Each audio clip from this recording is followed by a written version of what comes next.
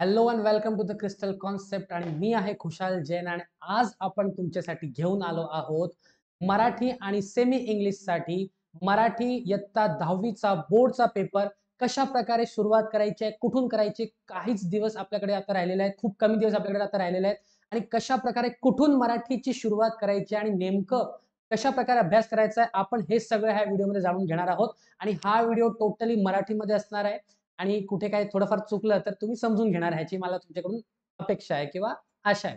ठीक आहे. तर पहिले हा व्हिडिओ सुरू करण्याच्या आधी आपल्याला समजायचं आहे, की मराठीचा जो एवढा मोठा सिलेबस आहे, त्याची आपल्याला सुरुवात कुठून करायची आहे, कशा प्रकारे लिहायला सुरुवात करायची, कशा प्रकारे अभ्यास करायला सुरुवात करायची. कारण की दिवस खूप कमी राहिलेत आणि आपण सगळे उरलेले दिवस विज्ञान आणि गणिताला दिलेले आहेत. म्हणून हे कमी राहिलेल्या दिवसांमध्ये मराठीचा अभ्यास कशा प्रकारे करायचा आणि जास्तीत जास्त मार्क्स कसे मिळवायचे, हे सगळं आपण ह्या स्ट्रॅटेजिकल व्हिडिओमध्ये बघणार आहोत. तर त्याआधी आपल्याला सुरुवात करण्याआधी आपल्याला समजायला पाहिजे, की मराठीचा पेपर पॅटर्न कसं असणार आहे, कशा प्रकारे कोणत्या भागात, कोणत्या विभागात आपल्याला जास्त मार्क्स मिळणार आहेत. तर पहिला विभाग जर आपण बघायला गेलो, तर पहिला विभाग असतो गद्य विभाग. आता गद्य विभाग हा एकूण आपल्याला 7 आणि 7 14 आणि 4 18 मार्क्सला असतो.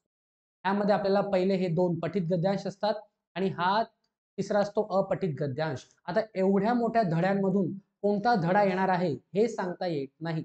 म्हणून ज्याला व्यवस्थित वाचता येते, ज्याला व्यवस्थित उत्तर शोधता येते, ज्याला स्वमत लिहिता येते, तो ह्याच्यामध्ये 18 पैकी 18 मार्क्सही पाडू शकतो. तर ज्याला व्यवस्थित लिहिता येत नाही त्यांनी काय करायचं, कुठून सुरुवात करायची, सगळे धडे वाचायचे का? तर नाही. काय करायचं ह्या व्हिडिओमध्ये पुढे सांगणार आहे. त्याच्या आधी आपण पेपर पॅटर्न आपल्या डोक्यात फोटो कॉपी करून घेणार आहोत. विभाग दुसरा आहे तो म्हणजे पद्य. आता ह्या पद्यामध्ये तुम्हाला 2 प्रश्न विचारलेले आहेत. खरं तर 3 असतात. दुसऱ्या प्रश्नाला 2 भाग केला आहे. आ आणि ई. पण इथे मी 2 प्रश्न सांगितलेले आहेत. 8 मार्क्सला दोन्ही विचारलेले आहेत. म्हणजेच तुम्हाला हा टोटल जो विभाग पडतो हा पडतो 16 मार्क्सला आणि पॅराग्राफ पडतात 18 मार्क्सला आणि पद्य पडतो 16 मार्क्सला आणि स्थूल वाचन आहे 6 मार्क्सला. भाषा अभ्यास म्हणजेच तुमचा ग्रामर आहे 16 मार्क्सला आणि उपयोजित लेखन म्हणजेच रायटिंग स्किल आहे 24 मार्क्सला. एकदा की हा पेपर पॅटर्न क्लिअर झाला, ह्याच्यानंतर आपण बघणार आहोत की कशा प्रकारे आपल्याला सुरुवात करायची आणि कुठून सुरुवात करायची आहे. तर सर्वात पहिले आपल्याला सुरुवात करायची आहे ती म्हणजे कवितांपासून. आता जशा प्रकारे मी तुम्हाला म्हटलं की पॅरेग्राफमध्ये जे आहे, पॅरेग्राफ तुम्हाला विचारले जातात 18 मार्क्ससाठी, पण कोणता पॅरेग्राफ कुठून येणार हे सांगता येत नाही.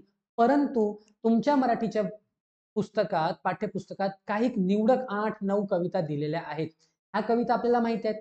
ह्या कवितांची आपण प्रॅक्टिस आधीच करू शकतो. तुमच्याकडे डायजेस्ट असेल, नवनीत असेल किंवा एखादा प्रश्नसंच असेल, मागच्या वर्षाची प्रश्नपत्रिका असतील, काहीही असेल, त्या सगळ्या एकत्र आणा आणि त्याच्यामधून जेवढ्याही कवितांच्या ॲक्टिव्हिटीज म्हणजेच कृती दिलेल्या आहेत, ह्या सगळ्या कृती सॉल्व्ह करून घ्या. एक कविता तुम्हाला दिलेली असते 8 मार्कासाठी. जर तुम्ही 8 कविता व्यवस्थित केल्या, तर 8 मार्क तुमच्या हातात तुमच्याकडे फिक्स आहे. ह्याच्यानंतर काय करायचं आहे? तर ह्याच्यानंतर जर तुम्ही बघायला गेले, तर परत 8 मार्कासाठी एक कविता विचारलेली आहे आणि ते म्हणजे तुमचं काव्य सौंदर्य म्हणजेच रसाग्रहण म्हणजेच ॲप्रिसिएशन 8 मार्कासाठी विचारलंय. ज्या कवितेची तुम्ही कृती सोडवणार त्याच कवितेचं सोबत तुम्ही रसाग्रहणी करत चला. प्रस्तुत कवितेचे कवी, कवीचे नाव, कवयित्रीचे नाव, संदेश, विषय ह्या 8 ते 9 कविता तुम्ही एकत्र करून मिळवू शकता टोटल 16 मार्क्स. म्हणजे आता तुम्हाला एक ऑर्गनाइज वेने कसं करताय हे तुम्हाला करता येईल आपल्याला हे समजलं असेल, की पुन्हा धडे वाचत बसायचं नाही, मराठी घेऊन टाइमपास करायचा नाही. सर्वात पहिले तुम्हाला करायच्या आहेत त्या म्हणजे कविता. कविता ह्या 16 मार्क्सला विचारलेल्या आहेत. एक म्हणजे कृती संबंधित विचारले आणि एक रसाग्रहण. दोन्ही तुम्हाला सायमल्टेनियसली करायचे आहेत. 8 ते 9 कवितांपैकीच एक येणार आहे हे आपण सांगू शकतो. म्हणून हे करणं खूप सोपं आहे कंपेअर टू लेसन्स करण्यापेक्षा. पुढे काय करायचं आहे? दुसरं म्हणजे भाषा अभ्यास आहे तुम्हाला इकडे 16 मार्क्ससाठी. भाषा अभ्यासमध्ये जे तुम्हाला विचारलेलं आहे, समास असो किंवा शब्दसिद्धी असो किंवा वाक्प्रचार असो. आता तुम्ही जर इकडे बघणार, वाक्प्रचार तुम्हाला 4 मार्कासाठी विचारलेले आहेत. हे 4 मार्क्स तुमचे धड्याच्या खाली तुम्हाला सगळे वाक्प्रचार दिलेले आहेत. सगळे डायजेस्टचे मिळवून जरी केले तरी 24-25 पेक्षा जास्त वाक्प्रचार नाहीत. एवढे वाक्प्रचार जर तुम्ही घडी-घडी वाचले परीक्षा येईपर्यंत 7 दिवसांपर्यंत, 8 दिवसांपर्यंत, तर हे 4 मार्क्स तुमचे फिक्स होतात. कारण इकडे 4 विचारले, 4 पैकी कोणतेही 2च तुम्हाला करायचं. किती सोपं करून दिलेलं आहे मित्रांनो तुम्हाला.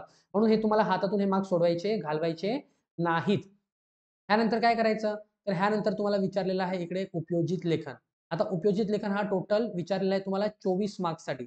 24 मार्क्ससाठी विचारलं आहे. 24 मार्क्समध्ये आपल्याला उपयोजित लेखनमध्ये हा जो 24 मार्काचा उपयोजित लेखन आहे, त्यामध्ये आपल्याला काय-काय करायचं आहे? तर सर्वात पहिले दिलेलं आहे पत्र. ठीक आहे. आता बरेचसे विद्यार्थी काय करतात, की पत्र करत असताना सारांश लेखनवरती बघत नाही, सारांश लेखनवरती लक्ष देत नाही. आता जेवढे मार्क्स म्हणजे 6 मार्क तुम्हाला एक पत्र मिळवून देणार, तेवढेच 6 मार्क तुम्हाला एक सारांश लेखन मिळवून देणार आहे. सारांश लेखन कसं करायचं?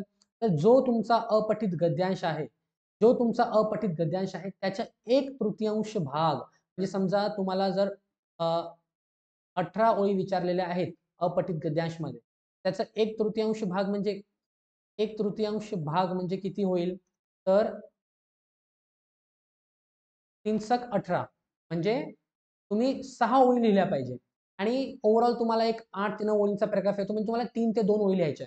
म्हणजे जेवढे मार्क्स तुम्हाला एक पत्र मिळवून देणार आहे, तेवढे मार्क्स एक छोटासा सारांश लेखन मिळवून देणार आहे. सारांश लेखनमध्ये हेडिंग द्यायला विसरू नका आणि 2 ते 3 ओळीमध्ये तुम्हाला सारांश लेखन हा 6 मार्क मिळवून देईल. ठीक आहे. त्यानंतर आपल्याला काय करायचं आहे उपयोजित लेखनमध्ये, तर ह्याच्यानंतर कोणत्याही 2 कृती सोडवायची. जाहिरात लेखन आहे, बातमी लेखन आहे, कथा लेखन आहे. कोणत्याही 2 तुम्ही करू शकता. जाहिरात लेखन कंपल्सरी करायचीच आहे कारण ती सर्वात सोपी आहे.